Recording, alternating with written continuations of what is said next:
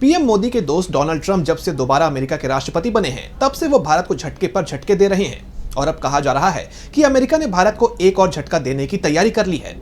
क्या है मामला जिसकी अब हो रही है हर तरफ चर्चा? आइए जानते हैं इस रिपोर्ट में। अंतर्राष्ट्रीय धार्मिक स्वतंत्रता पर अमेरिकी आयोग ने भारत में अल्पसंख्यकों की हालत पर टिप्पणी की है। आयोग ने कहा कि भारत में अल्पसंख्यकों के साथ बुरा व्यवहार हो रहा है।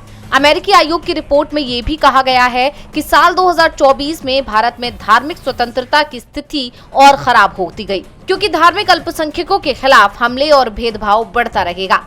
इसमें कहा गया कि हिंदू राष्ट्रवादी प्रधानमंत्री नरेंद्र मोदी और उनकी भारतीय जनता पार्टी ने पिछले साल के चुनाव अभियान के दौरान मुसलमानों और अन्य धार्मिक अल्पसंख्यकों के खिलाफ घृणित बयानबाजी और गलत सूचनाओं का प्रचार किया। अब अमेरिकी आयोग के इस बयान के बाद से विपक्ष को मोदी सरकार को घेरने का मौका मिल गया है। लेकिन मुद्दा सिर्फ ये ही नहीं है। अमेरिकी आयोग ने अपने एक ऐलान से सभी को हैरान भी कर दिया।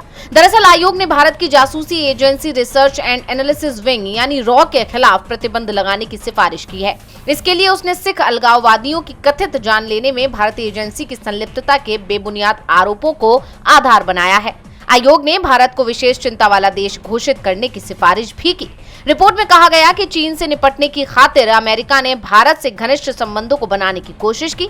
इस वजह से भारत में मानवाधिकार के मामलों को नजरअंदाज किया गया। अब आयोग की इस रिपोर्ट के आने के बाद सभी की निगाहें ट्रंप प्रशासन के फैसले पर टिकी हुई हैं। दरअसल आयोग का आदेश मानना सरकार के लिए बाध्यकारी नहीं है। ऐसे में देखना होगा कि ट्रंप इसे मानते हैं या नहीं। डीवी लाइव ग्लोबल की रिपोर्ट।